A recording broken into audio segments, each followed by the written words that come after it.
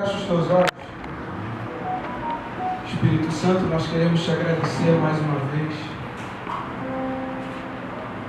pela tua presença, pela tua palavra, te agradecer por tudo que o Senhor tem feito nesse lugar. Obrigado, Senhor, pois o Senhor se fez presente desde o começo da oficina, ou muito antes da oficina acontecer, o Senhor já estava nesse lugar. Obrigado porque nós chegamos aqui, nós estamos aqui. O Senhor é o merecedor de toda a glória, de toda a honra nesse lugar, Senhor. Que mais uma vez não diminui, que o Senhor cresça mais e mais. Que o Senhor nos dê a condição de ouvir a sua palavra, que o Senhor nos dê a condição de falarmos com o Senhor e de ouvirmos a sua resposta, Senhor. Espírito Santo, que nada venha impedir a tua semente de ser lançada mais uma vez nesse lugar. Que Satanás não venha roubar a semente, Senhor. Que Satanás não venha causar distrações nesse lugar, mas que o Senhor, Espírito Santo, tome o controle da nossa vida nesse exato momento. Para a tua honra, para a tua glória, para o teu louvor, e todos dizem amém. Todos acharam aí, irmãos? Você que não achou, vou te aguardar. Evangelho de Mateus, capítulo 5, verso 11, diz assim: Bem-aventurados sois vós, ou são vocês, quando injuriarem vocês e perseguirem, mentindo disserem todo o mal contra vocês, por minha causa.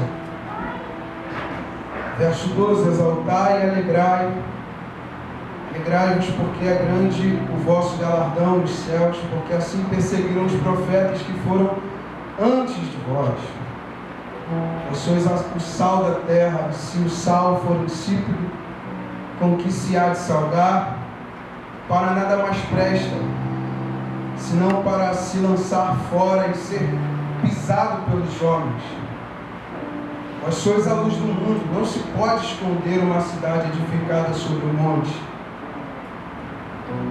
Nem se acende a candeia e se coloca debaixo do alqueire, mas no velador, e dá luz a todos que estão na casa. Assim resplandeça a vossa luz diante dos homens, para que vejam as vossas boas obras e glorifiquem o vosso Pai que está nos céus.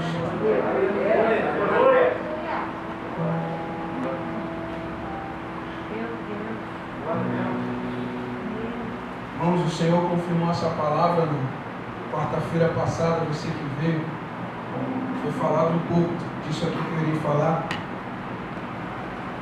E aqui é um marco na vida de Cristo, porque se fala do sermão do monte, onde Jesus Cristo deixou bem claro o caráter da igreja, o caráter de ser um discípulo dele. Aqui em Mateus capítulo 5, onde tira-se todas as nossas dúvidas de como ser um bom discípulo, como ser um bom cristão. É só você ler Mateus capítulo 5, você vai ver que, de forma tão resumida, Jesus Cristo coloca praticamente quase todos os conteúdos, irmãos, que visam o nosso caráter, o nosso posicionamento como seu discípulo. Jesus aqui está em cima de um monte, como nós já vimos. O tema da mensagem de Jesus é o sermão do monte. E que sermão longo! A gente reclama de 1 hora, meia hora de palavra. Imagina você ficar sentado com Jesus ouvindo ele durante 6 horas. Ou Paulo, que de tanto ministrar, caiu até da janela, porque o sermão foi muito longo. Então, antigamente não era assim, mas antigamente você ouvia o camarada ali 2, 3, 4 horas e só reino. E ninguém se cansava. Ninguém se cansava, porque não dependia desses homens, mas sim de quem estava usando a vida deles. Por isso que era atrativo ouvir o que eles falavam, ouvir o que Jesus falava. Então Jesus Cristo aqui está em cima do monte onde Jesus estava. Irmãos, tem muita gente. Onde Jesus estava em cima do monte. Aqui Jesus começa a trazer o seu sermão, e uma multidão seguia, e os seus discípulos também estavam lá. Agora pensa numa quantidade de pessoas, irmãos, que eu não consigo dizer, nem a Bíblia diz, mas Jesus deixa bem claro isso, ou os seus discípulos, ou os seus seguidores, como Mateus e Lucas. Se a gente for ler Lucas, se eu não me engano, no capítulo 6, ele também vai tratar disso.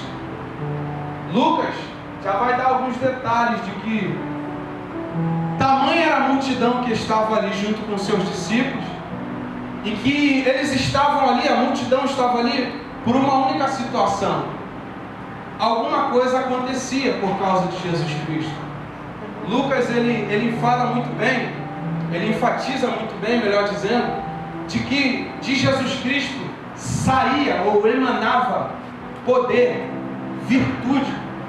Isso aqui mexe um pouco comigo, porque se a gente for em outro cenário, Jesus está indo em direção à casa de Lázaro, de Jairo, melhor dizendo. Eita. E ele indo em direção à casa de Jairo, com o propósito de curar a sua filha, ou de ressuscitar a sua filha, uma mulher desesperada, irmãos, vai romper uma multidão tão grande e vai tocar. E na escrita vai estar dessa forma. Ele vai dizer, Jesus, alguém me tocou porque de mim, quem sabe, saiu virtude. Se fosse da parte de Jesus fazer isso, ele colocaria, porque Jesus liberou virtude. Não, o texto é bem enfático, enfatiza muito bem quando diz, dele saiu. Aleluia. Do mesmo contexto aqui que Lucas escreve quando eles estavam no monte, de Jesus saía, emanava virtude. Ou seja, irmãos, isso aqui é muito lindo. Porque é normal emanar poder de Deus no ambiente onde alguém toca nele com fé. É normal, irmãos. Sai naturalmente. Não precisa plantar bananeira, não precisa fazer nada de tão alarmante. Se você toca nele com fé, é natural que dele saia poder e cure você. Isso aqui me desperta, porque é a fé agressiva das pessoas que faz com que de Jesus saia poder. E é aqui que a gente erra, porque às vezes a gente procura Cristo de forma errada e não alcança resultado. Porque a nossa fé não alcança a expectativa dele. A nossa fé não é uma fé genuína, de vez em quando, porque ele passa e nada acontece. Mas por que uma mulher diferenciou-se da multidão? Porque tinha fé no seu toque. E isso é a diferença, irmãos. A diferença é quem toca nele com fé. Aleluia. Essa é a diferença. Estamos em grandes números, mas poucos aqui dentro vão ser curados. Poucos aqui dentro vão ser libertos. Não é porque um é melhor do que o outro, não. É porque a fé está sendo maior. Então a proporção dele ser respondido mais rápido é diferente da minha, que tem pouca fé. Então o ambiente aqui, irmãos, é totalmente voltado para isso.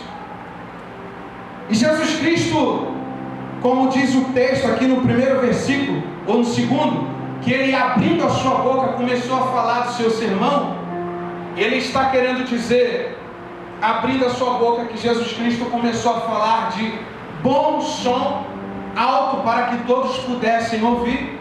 Jesus Cristo não estava falando mansinho, vocês, bem-aventurados. Não, Jesus Cristo estava gritando, falando em bom som, bem-aventurados. Bem-aventurados, bem-aventurados, bem-aventurados. Jesus estava falando de forma alta para que todos pudessem ouvir e ninguém passasse ali desapercebido, sem que entendesse, porque ele deixou bem claro. E o que é ser bem-aventurado? Se nós formos pesquisar, bem-aventurado é feliz, ou muito feliz, ou abençoado, bendito. E o que eu pesquisando achei interessante é que o sentido aqui vem de uma palavra grega chamada Macarios, ou seja, uma felicidade que excede as circunstâncias. Uma felicidade que não está baseada nas circunstâncias desse mundo. Ou seja, eu sou feliz em Deus, independente das circunstâncias que eu estou. Isso me torna um bem-aventurado. Um bem-aventurado em Deus sofre, mas não deixa de ser alguém alegre em Deus. Perde, mas não deixa de ser alguém alegre em Deus. Aleluia. Sofre, padece, mas não deixa de ser alguém alegre em Deus, pastor. Por isso Jesus está sendo bem enfático aqui, dizendo: bem-aventurados são vocês. Aleluia. E é interessante que lá no verso 11, 12, ele vai dizer: quando vocês sofrerem por causa de quem? Por causa do meu nome. Como que eu, no sofrimento, vou ser alguém alegre em Deus? Meu Deus. Como que eu, diante de uma tristeza, por causa do seu nome, vou ser alguém alegre? A resposta é essa, irmãos. A nossa alegria está baseada nele. Aleluia. Nossa felicidade está baseada nele. E não nas circunstâncias desse mundo. Por que alguns, por qualquer pressão, por qualquer embalo, se entristecem, saem, abandonam, porque não discerniram o que é ser um bem-aventurado? Meu Deus. Bem-aventurados são vocês que no sofrimento continuam alegres. Aleluia. Feliz é alguém que sofre por causa dele. Sofro por causa dele, mas não perco a sua alegria. Glória a Deus. Isso é tão interessante, porque lá em primeira carta de Pedro, no capítulo 4, põe aqui para a gente ler. Primeira carta de Pedro, capítulo 4, versículo 14. Se pelo nome de Cristo sois o quê? Vituperados. Bem-aventurados sois, porque sobre vós e sobre vocês repousa o Espírito da glória de Deus. Aleluia. Olha, e se você for ver o que significa vituperado, caluniado, censurado, criticado, repreendido. Feliz é você, alegre é você, que sendo censurado, sendo criticado por causa dele, continua alegre nele. Aleluia. Isso é um bem-aventurado. E vale, irmão, vale ressaltar que Jesus está falando para aqueles que de fato querem ser seus discípulos. Porque aqui em Mateus capítulo 5 está o conteúdo de um verdadeiro discípulo. Um verdadeiro discípulo padece por ele, mas não perde a alegria nele. Aleluia. Pergunta que não quer calar: estamos prontos para ser discípulos dele?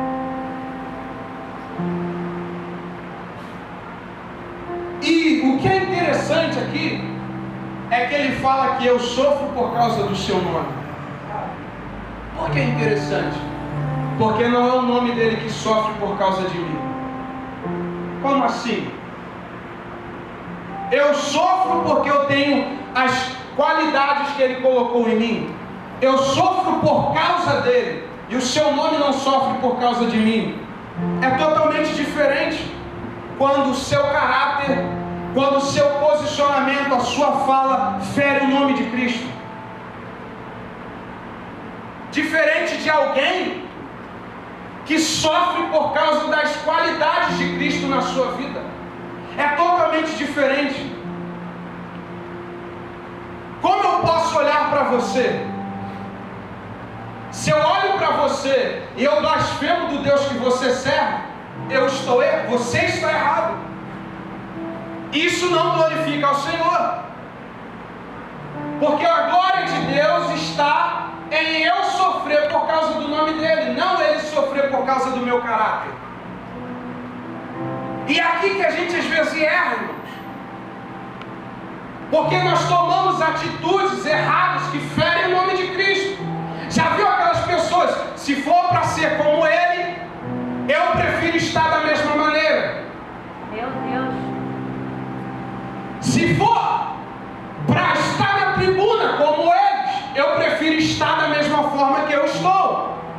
Ou seja, se a minha vida está nele, ele tem que ser glorificado nas minhas injúrias e não blasfemado por causa de mim.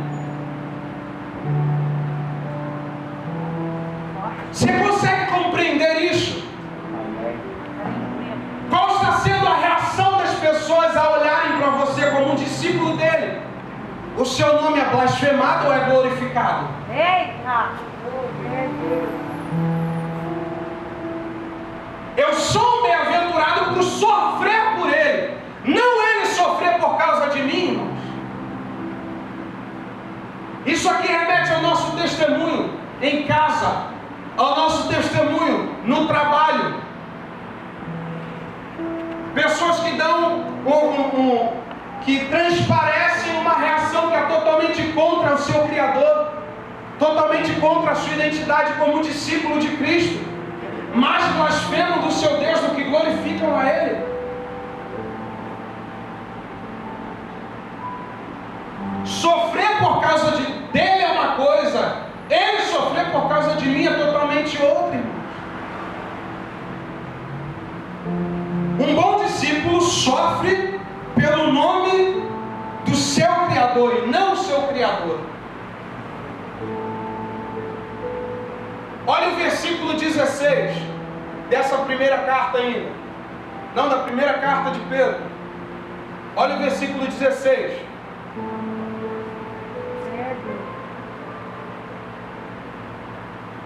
Ou melhor, volta o versículo 15.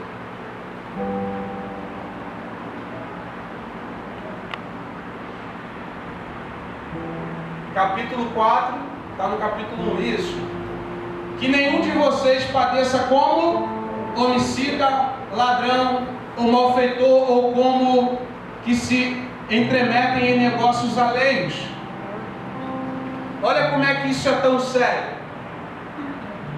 Como está sendo a reação do seu sofrimento diante de Deus? Você padece lá por causa do nome dele? Porque você é alguém de caráter? Ou você padece porque é alguém mentiroso, malfeitor, caluniador? Como está sendo o seu posicionamento como discípulo dele? É o que está escrito. Ninguém sofra como homicida, ninguém sofra como roubador.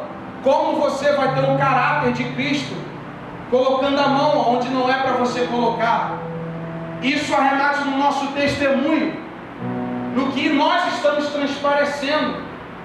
Sou um discípulo dele, mas furto. Sou um discípulo dele, mas minto. Sou um discípulo dele, vamos supor, um policial. Se ele fizer o seu trabalho e ele recebe propina, ele não está sendo um discípulo de Cristo. Porque um discípulo de Cristo não faz isso, não padece como mentiroso, não padece como roubador, não padece como um ladrão, mas padece como seu discípulo. É o que está escrito. O nome de Deus não é blasfemado por causa do seu caráter ou da sua conduta.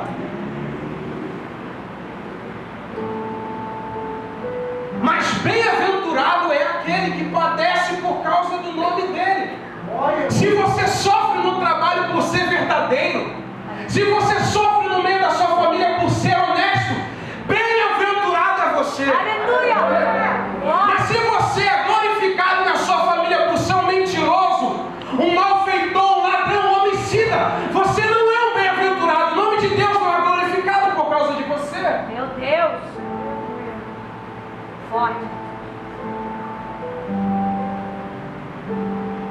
Qual é a sua reação?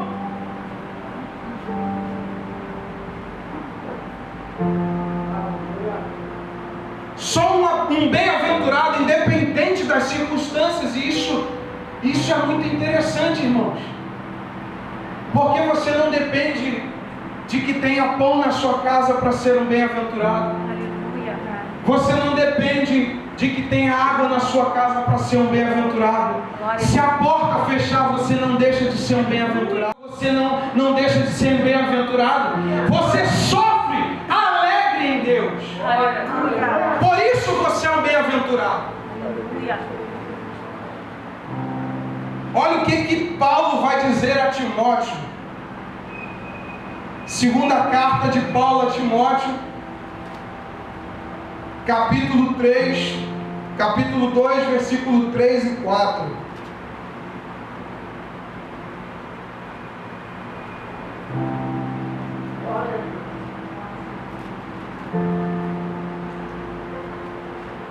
Versículo 3: sofre, pois, comigo as aflições como um bom soldado de Cristo. Um bom soldado de Cristo, um bom discípulo, está sujeito a sofrer.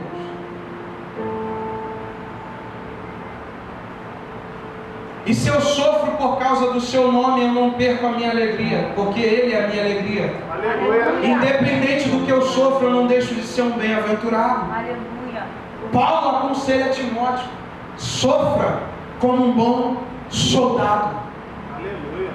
E olha que lindo o versículo 4: ninguém que milita se embaraça com o negócio desta vida, a fim de agradar aquele que o alistou para a guerra. Meu Deus. Isso aqui, irmãos, mexe comigo. Porque qual tem sido o meu posicionamento diante do sofrimento que eu passo por causa dele? Seu nome é glorificado ou seu nome é blasfemado?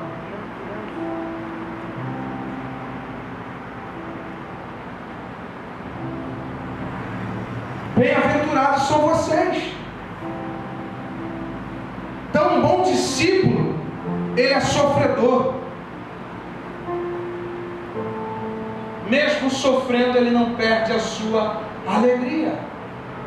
Porque a sua alegria não depende das circunstâncias da vida. Aleluia. Às vezes você olha para alguém, irmãos, que a casa está caindo aos pedaços, mas ela não perde a sua alegria. Glória a Deus.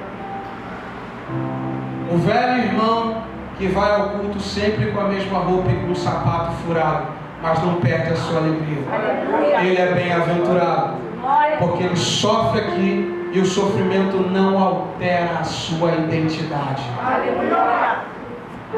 Aleluia. Ele não deixa de servir a Deus, ele é um bem-aventurado. Glória a Deus.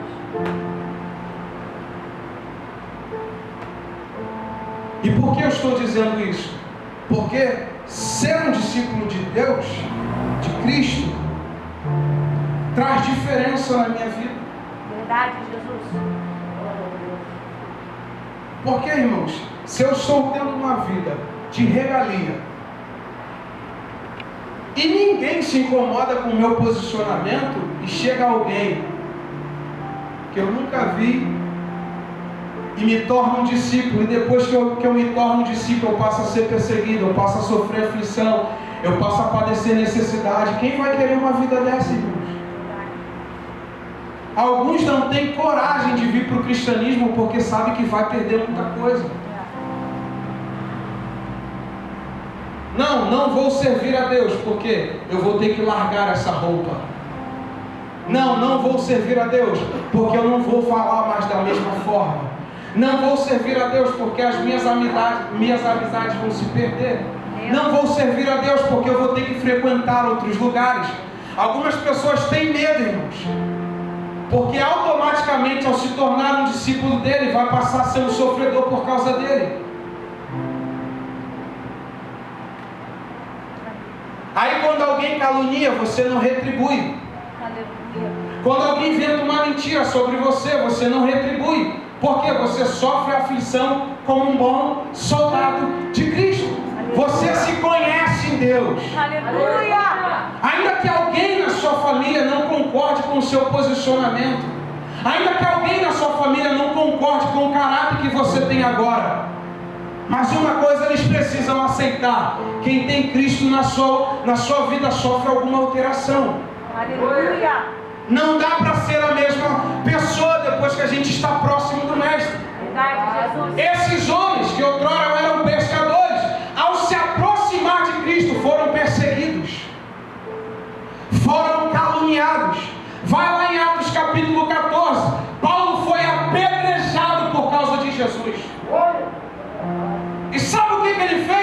se levantou, se limpou e disse: importa a gente entrar no reino. Aleluia! Por que ele não se levantou, Senhor, e disse: peguem esses homens que me apedrejaram, matem esses homens que me apedrejaram? Não, Paulo é um bem-aventurado, sofre por causa dele, mas não tem alteração no seu caráter, permanece o mesmo. Ainda que muitos digam: ele é um mentiroso, Deus sabe a minha conduta, sabe que eu sou verdadeiro. Ainda que inventem uma mentira sobre você, isso não vai alterar quem você é.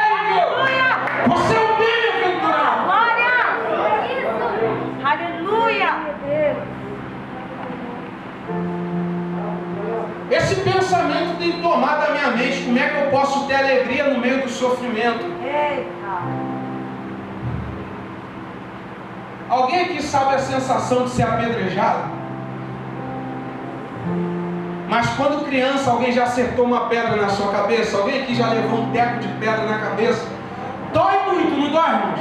Imagina um pedrão na sua fonte, no seu corpo inteiro. Meu Deus! Matem ele, mas qual é o motivo? Ele é um seguidor de Cristo. Eita! Forte, Jesus! Acabem com ele! Ele é um seguidor de Cristo. É aqui que eu tenho um pensamento radical da igreja no século XXI. É um pensamento meu. Se a igreja aceitar a sua identidade, o mundo vai vomitar a igreja. Meu Deus! Verdade. Ninguém vai querer um homem de Deus na política, porque a justiça de Deus o acompanhará.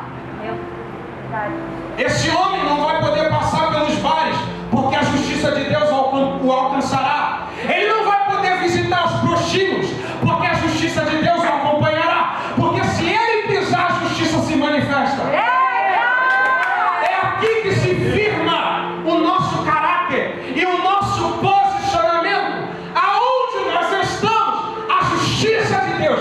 Se eu sou discípulo de Deus, a justiça de Deus me alcança, me acompanha. Aonde eu coloco as mãos é diferente, é abençoado.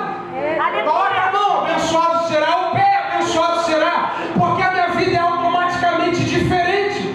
Eu sofri uma alteração por causa dele. É por isso que Jesus Cristo, lá no verso 13, vai dizer: vocês são o sal dessa terra. Aleluia! Vocês são a diferença. Aleluia! Meu Deus! O sal tem algo peculiar na sua vida.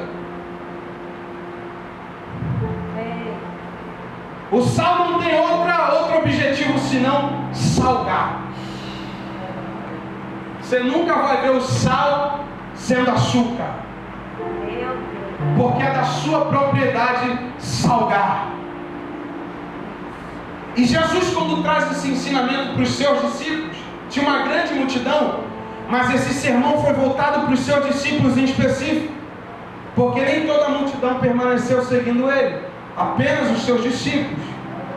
É aqui que a multidão, irmãos, para Deus não é nada, porque pode uma multidão estar próxima de Jesus, mas poucos serem seus discípulos. Meu Deus! Porque ser discípulo é ouvir o que ele disse e manter em prática. Aleluia! Então Jesus Cristo fala: vocês são o sal, ou seja, você tem uma identidade. Discípulo, você foi feito para salgar. Aleluia! E uma vez um homem de Deus ministrou a respeito disso, eu guardei. Nem sempre o sal vai ser bem visto. Porque se esse sal for colocado de forma exagerada num alimento, ele estraga tudo. Eu guardei isso. Aleluia! Porque uma coisa é eu colocar pouco sal e todo mundo comer. Outra coisa é eu encher de sal, irmãos. Quem é que consegue comer uma comida salgada? Então, às vezes, você manter a sua identidade, não vai ter boas pessoas aliadas de você. Poucos vão andar contigo depois que souberem que você é o sal da terra. Você é salgado demais, não dá para ficar no meio. Meu Deus! Ou no seu trabalho todo mundo ama você, ou na sua família todo mundo ama você, tem alguma coisa de errado? Porque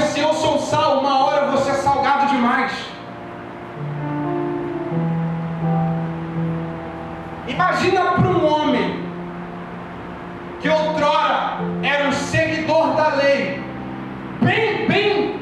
bem cerrado mesmo, e todo mundo andava com ele, porque está aí um fariseu, está aí um homem que segue as nossas leis. Para os judeus, Saulo era um homem de respeito, mas imagina agora Saulo abandonar os seus costumes. É salgado demais ficar perto dele, porque agora é um Saulo transformado, agora é um sal da terra, e nem sempre ser sal vai trazer benefícios a você. Nem sempre ter sal vai te trazer aplausos.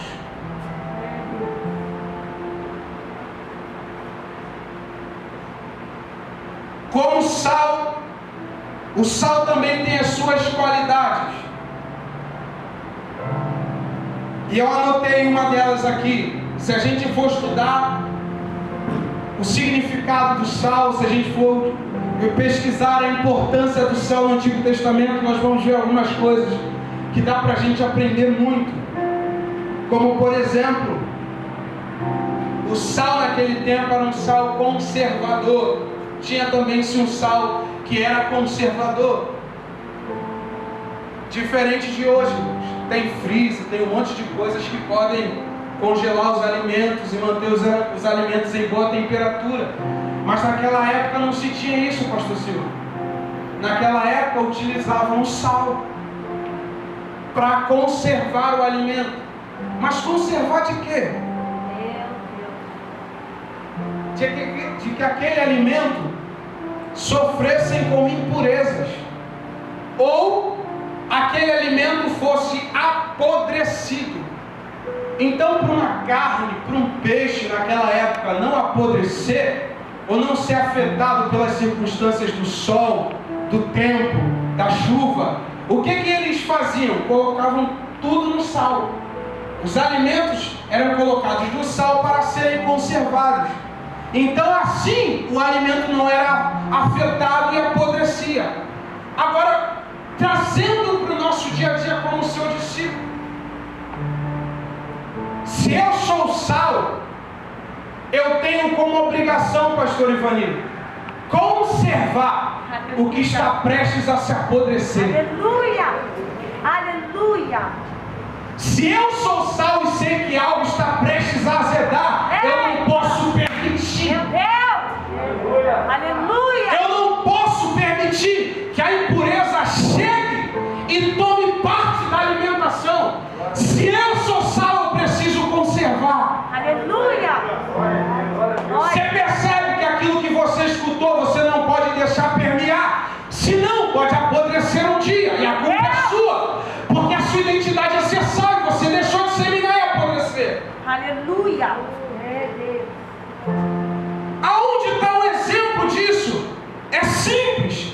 1 Coríntios, capítulo 5. Põe aqui, versículo 1. 1 Coríntios, capítulo 5, versículo 1. Meu Deus! Vamos lá.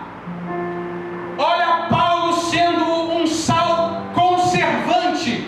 Geralmente se ouve que há entre vocês fornicação e fornicação tal, qual que nem ainda entre os gentios, como é de haver quem abuse da mulher seu pai. Passa. Versículo 2. Estais inchados e nem ao menos vos entristeceste, por não ter sido dentre vós tirado quem cometeu tal ação. Paulo está vendo que o que estava acontecendo na igreja de Corinto estava prestes a apodrecer a integridade da igreja.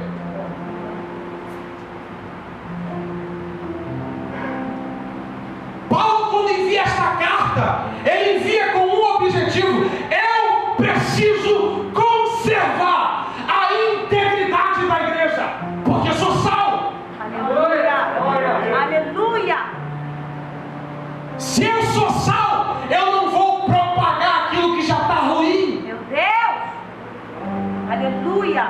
Não porque você viu ciclano, beltrano. Não, Paulo da mesma, automaticamente disse: eu preciso conservar a integridade da igreja. Glória! Eu não posso contribuir, porque alguns ministérios está tudo apodrecendo.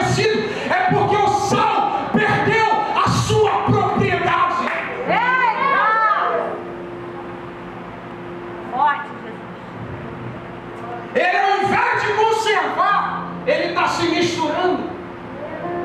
Ao invés das impurezas chegarem e saírem por causa dele, não, elas estão expandindo. Meu Deus.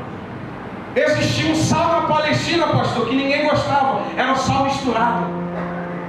Não servia para nada.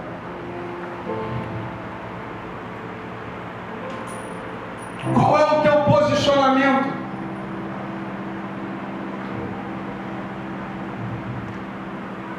E isso tratando aqui da questão de ministério, alguns lugares já foram apodrecidos, irmãos, porque o sal esqueceu a sua propriedade.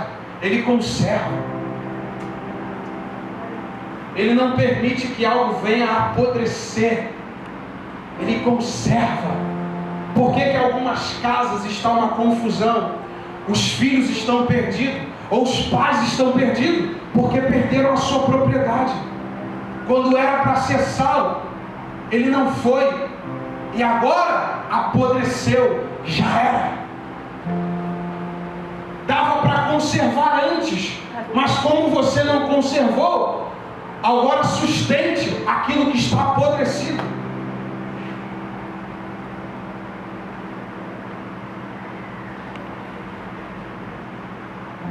Qual tem sido o nosso posicionamento como um sal conservante?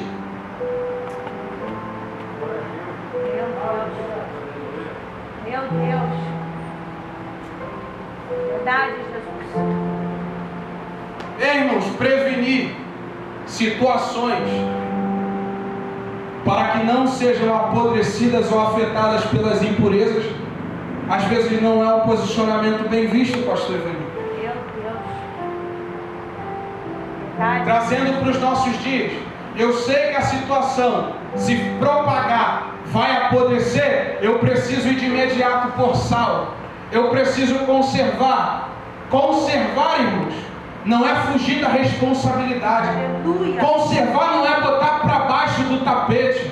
Conservar é tratar. Aleluia. É impedir que a impureza venha se proliferar. Eita. É fazer o que Paulo disse. A impureza está chegando na igreja de Corinto. Eu preciso pôr o meu sal em prática. Porque se eu não cuidar enquanto é tempo, pastor Ivani, vai apodrecer. Meu Deus. Terra. E nem sempre isso será bem visto. Verdade, Jesus.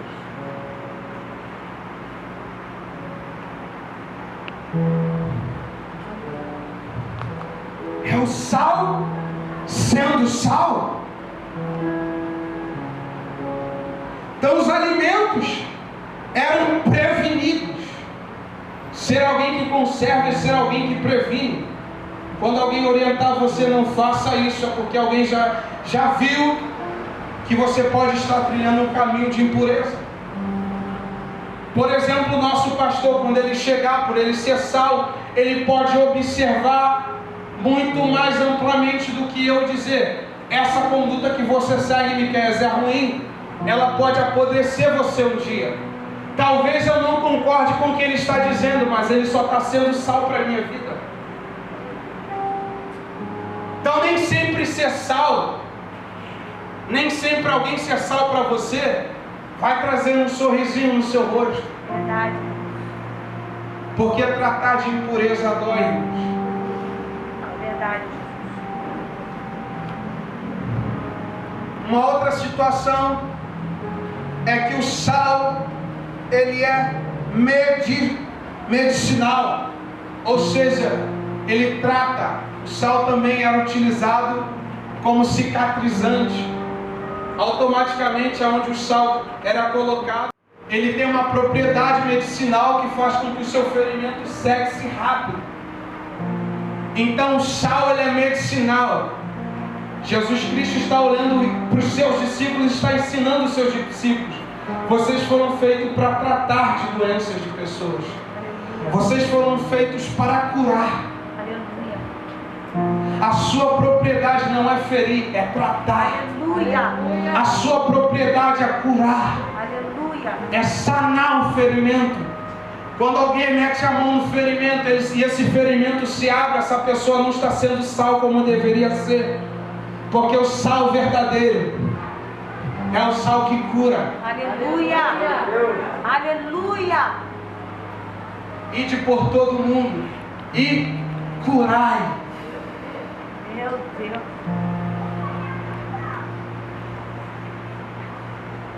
O verdadeiro sal propaga a cura de Deus para as pessoas. Aleluia. E não o sofrimento.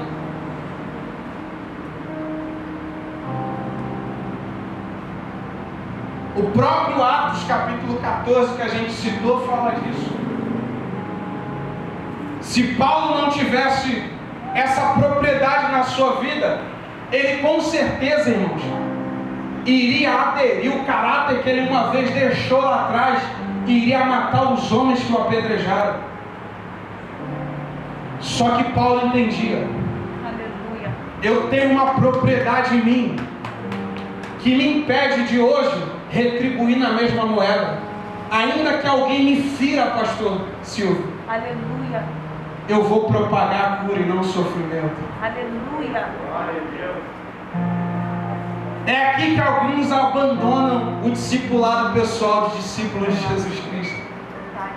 Eu não consigo, porque se pisar no meu calo, aí eu viro aquela pessoa. Calma aí. Eita. Se você é sal, você tem que ter como propriedade sua cura. Aleluia. Glória a Deus. Aleluia. Não, porque comigo o buraco é mais embaixo. Se você estiver dizendo que você vai descer mais para Deus, é mais embaixo com Ele. Aleluia. Mas mais embaixo de você retribuir na mesma moeda, cadê a sua propriedade de sal? Meu Deus. Isso, aleluia. Terra. Ainda que alguém, amigo meu, me fira, aprende com Jesus Cristo, porque foi Ele que fez isso. Meu Deus. Então fique de mal com Ele, não fique de mal comigo. Ainda que alguém me dê um beijo de traição, pastor Ivani. Meu Deus. Ainda que alguém invente alguma maldade sobre mim, eu não posso bater o pé e falar, eu vou retribuir da mesma maneira. Você está perdendo a sua propriedade. Que isso? Aleluia. Terra. Não, porque sou crente, mas não sou de bobeira. Fala para Paulo que foi apedrejado e não retribuiu. Meu Deus. Transformação genuína. Aleluia. Alguns irmãos não entendem a radicalidade disso. Quando Jesus Cristo disse, tá lá, que se alguém fizer alguma coisa, você vai fazer da mesma forma. Se alguém der uma face, dê a outra. E se isso for no literal, quem somos eu e você? Se esses homens foram apedrejados e não lançaram pedra em ninguém, você acha que se alguém bater na sua cara, você tem autonomia para retribuir? Meu Deus. Forte. Alguém disse para Pedro, não anuncie esse Jesus mais aqui na cidade. Ele diz, mais importa para mim obedecer a Deus do que aos homens. Sabe o que Pedro estava sendo prestes a ser entregue, irmãos? Ao sofrimento. Porque ele mexeu com a lei daquele lugar, daquele cenário. Meu Deus. Aleluia. És tremendo, Jesus. Você é bom demais para estar no nosso meio. Eu vou ter que tirar você, então me tire. Porque nada que você fizer vai alterar minha propriedade. Eu sou sal. E se tiver que curar, eu vou curar. E se for para curar no sábado, eu curo no sábado, no domingo. Aleluia. Foi o que Jesus fez. Aleluia.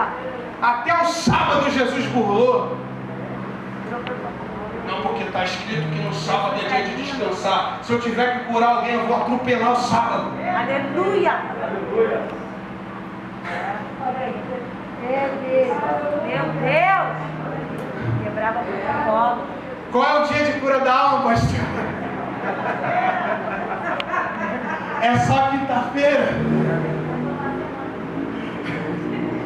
Você acha que se alguém bater na porta dele a gente ri, mas isso não é brincadeira? Verdade. Você acha que se alguém bater na porta dele meia-noite ele vai deixar sua propriedade? Só porque o horário não convém para ele?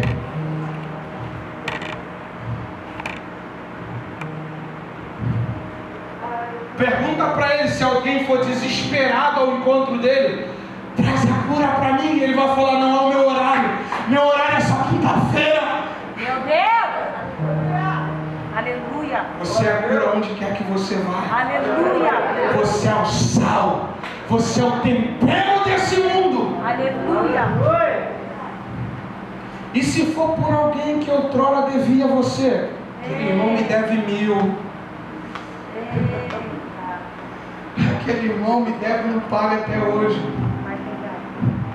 Aquele irmão não me dava bem com ele, ou ele não se dava bem comigo, e aí? Vai pegar. Ele vai na tua direção precisando do seu sal, da sua propriedade. Você vai curar? Ou você vai impedir Meu Deus! que isso aconteça? Terra. Pergunta para o seu irmão: onde está a sua propriedade? Sal da terra. Onde está a sua Pode falar isso para ele. Sal da terra. Onde está a sua propriedade? Sal da terra. Quantas pessoas têm visto você como cura? Quantas pessoas têm passado por você e estão melhores ainda? Porque passaram por você. Ou elas estão piores do que quando chegaram? Quando eu entrei num lugar, servi na igreja junto com aqueles irmãos, eu fiquei pior do que quando eu fui membro, irmãos. É o sal perdendo sua propriedade. Porque se você entrou arrebentado, eu tenho a obrigação de tratar de você, porque essa é minha propriedade. Eu não posso permitir que você permaneça ferido. Eu tenho que automaticamente tratar de você, porque isso faz parte da minha propriedade. Quantas pessoas procuram? Não é para exaltar esse ministério, mas é para glorificar a Deus. Mas quantas pessoas vêm até aqui porque foram para lugares onde o sal perdeu a sua propriedade? Era para o pastor ter tratado, não tratou. Era para o irmão não propagar, não dizimar, não caluniar mais, não permitiu que apodrecesse. Meu Deus, forte. Não conservou, não serviu de medicina.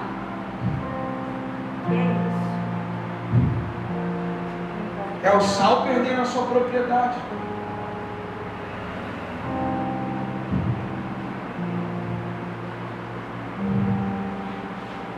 Uma coisa também que falou muito ao meu coração é que o sal é influenciador. O sal é influenciador. aonde ele chega, irmãos, ele influencia. Verdade. Aonde ele chega, ele transforma, Aleluia. ele muda o cenário. Aleluia. Ah, mas lá no setor onde eu trabalho é assim, assado. Mas se eu sou sal no setor do meu trabalho, o ambiente pode mudar. Aleluia. Porque eu não sou corrompido pelo caráter dele, eu sou influenciador. Aleluia. Eu não posso sofrer alteração. Se eu sou sal da terra, eu não posso sofrer alteração das impurezas, das dissensões desse mundo. Meu Deus. Eu sou influenciador. Eu fui feito para dar sabor. Aleluia. Por isso que Paulo aconselhou a Timóteo, nós lemos aqui: aquele que o que se milita não se embaraça com as coisas desta vida. Se eu sou sal, eu não me misturo. Você já percebeu que uma comida sem sal, você percebe logo, né, irmãos? Você percebe que ela está faltando o quê? O sal. E quando você coloca o sal, você automaticamente elogia a comida que comeu. Nossa, está bem temperada e tem sal. Se a gente for estudar, irmãos, sobre a respeito dessa química que o sal tem, ele não sofre alteração. Quando você joga ele e mistura, Aleluia. não é ele que é alterado. Aleluia. Ele que altera o tempero. Aleluia. É ele que diz: está boa a comida. Se não colocar ele, a comida fica sem sabor. Come feijão sem sal. Ei. Come arroz sem sal. É assim na vida do cristão. Aleluia. Quando de fato o cristão, discípulo de Cristo, entende que é sal, às vezes até seus próprios familiares diriam para ele: poxa, se você estivesse aqui,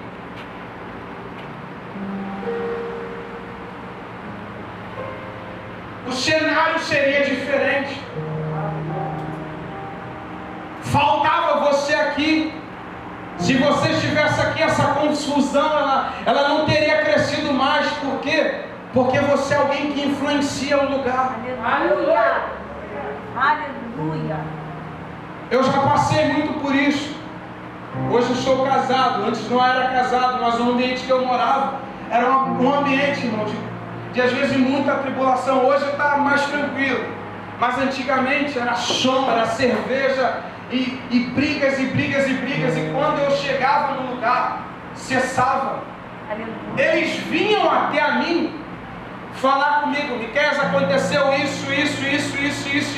Eu, calma aí, fica assim, fulano, aquieta aqui. Ô, Beltrano, faz isso aí, para de gritar, fala baixo. Porque é em funcionamento. Aleluia. Se eu sou sal, alguma coisa tem que estar diferente. O ambiente é temperado por causa de mim. Meu Deus. Que isso?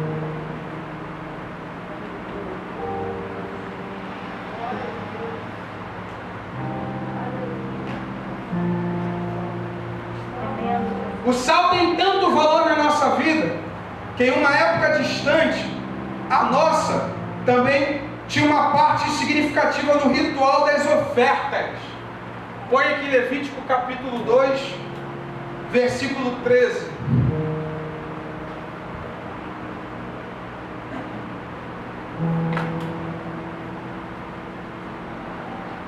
Levítico capítulo 2, versículo 13. Olha como é que o sal, ele traz para a gente tanto ensinamento. Levítico capítulo 2, versículo 13. Está 12, 3 aqui. É capítulo 2, versículo 13. E toda oferta dos teus manjares salgarás Com sal. e não deixará faltar a tua oferta de manjares o sal do concerto do teu Deus. Em toda a tua oferta oferecerás sal.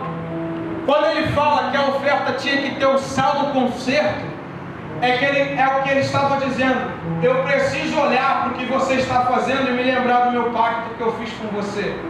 E o pacto era lembrado pelo sal que se tinha na oferta. Meu Deus. Qual tem sido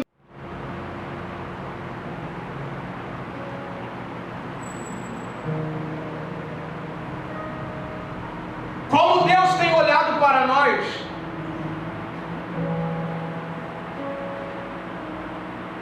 Se eu sou bom sal de Deus, até nas minhas ofertas tem que ter sal, pastor Edson.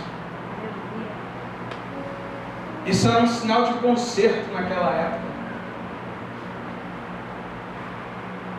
Mas olha que coisa interessante. No verso 13 do capítulo 5: se o sal for insípido, com que se há de salgar? E se o sal for sem gosto, igual chuchu, Eita. que tudo absorve, não influencia em nada. Meu Deus. Se botar o chuchu no tempero, ele suga tudo, ele não influencia em nada. Sem gosto, aguado. E se o sal for insípido, sem sabor, como pode adubar? Como pode ser útil? Jesus disse: para nada mais presta. Sabe o que é isso? E se o sal sofrer alterações? Meu Deus. Como eu posso usá-lo? Meu Deus. Senhor, me usa no meu trabalho. Aleluia. Me usa no meio da minha família. Aleluia. Mas e se você for insípido? E se você sofrer alterações? Para nada mais presta. Você é um sal sem utilidade nenhuma. Ninguém dá crédito para a sua palavra. Eu tenho um rapaz no meu trabalho que eu me sinto intrigado, porque o testemunho que ele dá não condiz com quem ele é. E as próprias pessoas dizem: eu não dou crédito à palavra que esse homem dá. Eu não sei como ele consegue ser assim. Sabe o que é isso? É o sal perdendo a sua propriedade. Para nada mais presta, a não ser para ser pisado pelos homens. Ninguém dá crédito da família. Quando chega, é mentiroso. Quando chega, é caluniador. Deve não paga. Sal sem utilidade. Sal sem propriedade.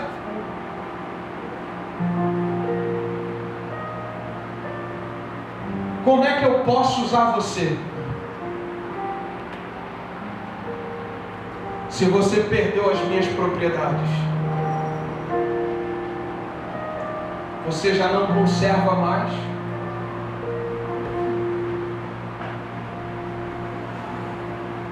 Você já não cura. Não é medicina para ninguém. Não é medicinal. E você não é mais influenciador. Como tem sido o seu posicionamento dentro do seu lar, dentro do seu trabalho? As tuas atitudes reprovam a sua propriedade ou qualificam elas? Sal misturado.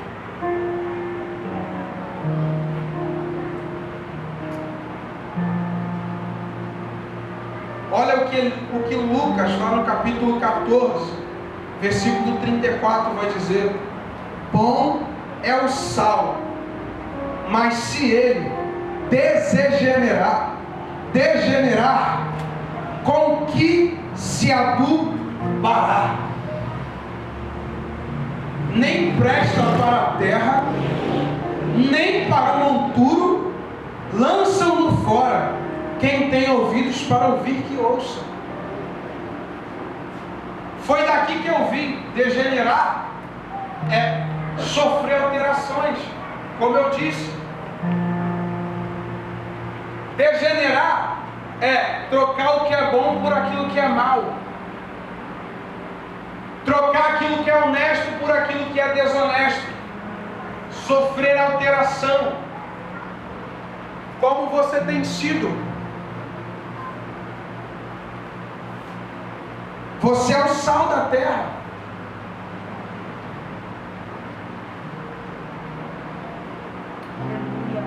Qual é o seu posicionamento?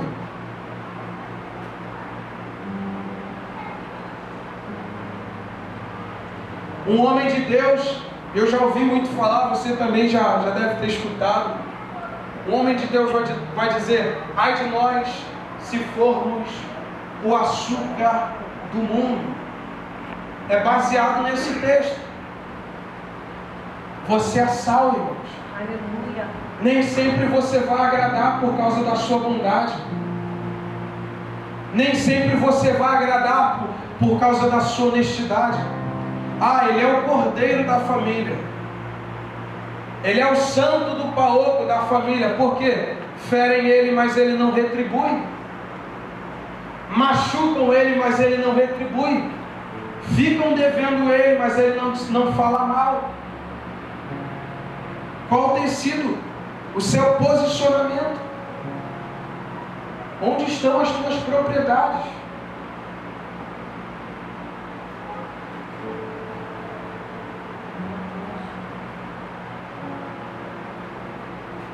Neste mundo, nós somos influenciadores, irmãos.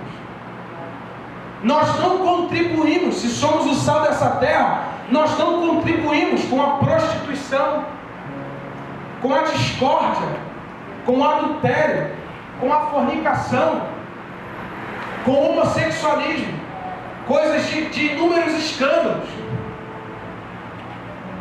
Se somos o sal dessa terra, nós devemos ser influenciadores.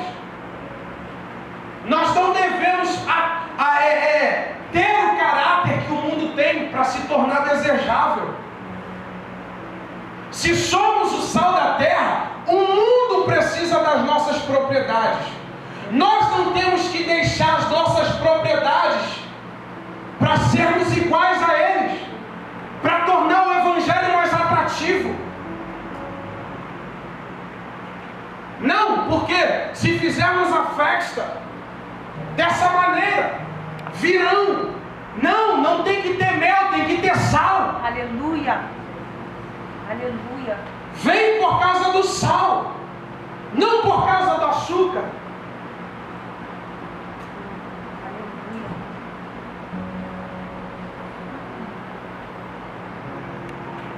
Qual tem sido o nível de sal da sua vida?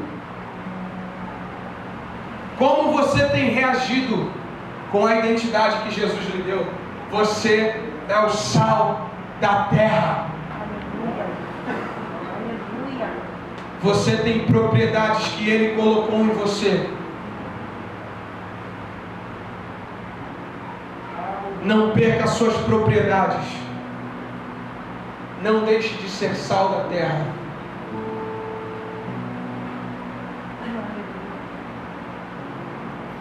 Como o meu caráter como sal da terra vai glorificar a Deus?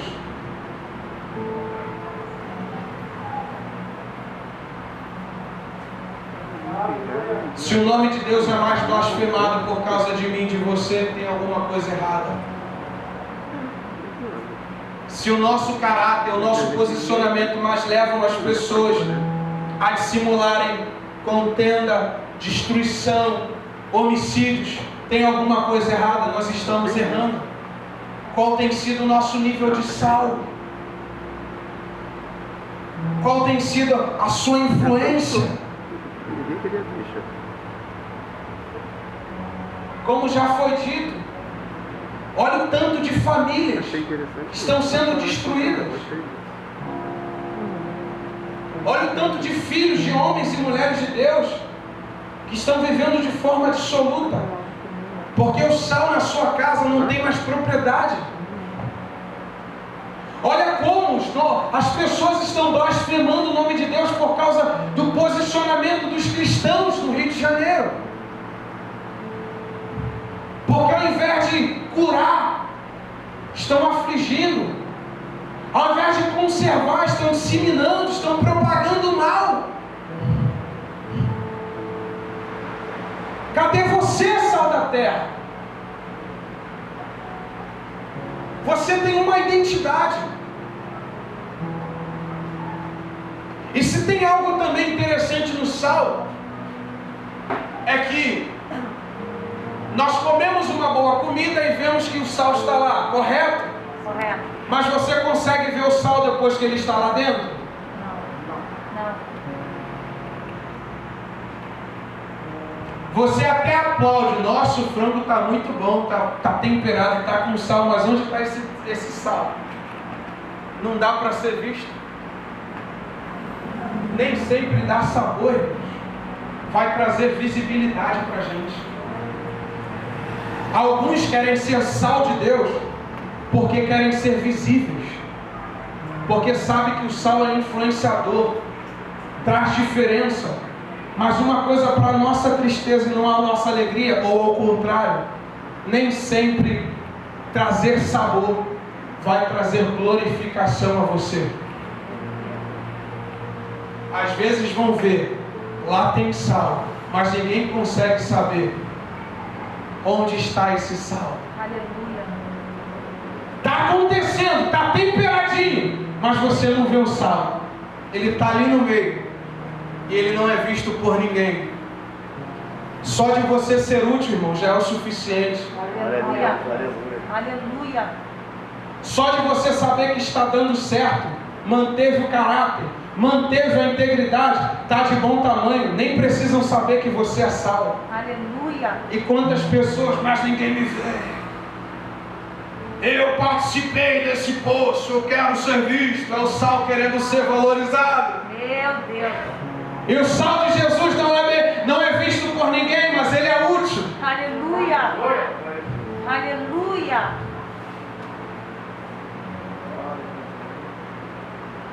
Se coloque de pé.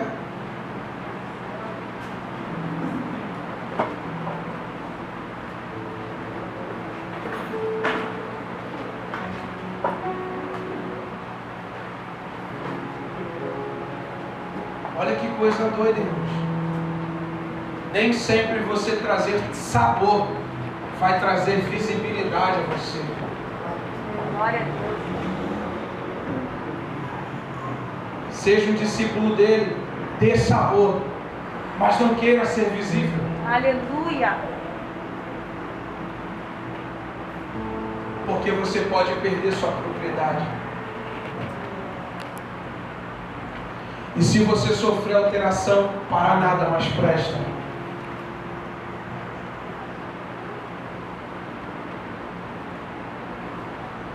Isso é para nós refletirmos. Qual tem sido o seu posicionamento depois que você disse: sou um seguidor de Jesus Cristo? O que você tem propagado nesse mundo? Qual é o seu testemunho? É de sal? E se você é sal, onde estão as suas propriedades? Se Jesus nos chamou de sal, é porque Ele requer as nossas propriedades. Você precisa estar em ação. Um sal no saleiro não presta para nada. Compre um sal e deixe ele guardado no seu armário. Vai passar da validade, não vai dar mais para você usar. Como uma vez disse um homem de Deus: bota esse sal na panela e deixa ele salgar tudo.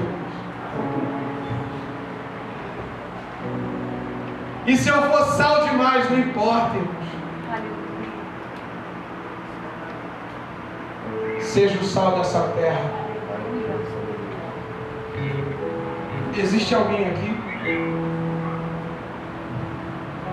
que uma vez tinha essas propriedades, mas perdeu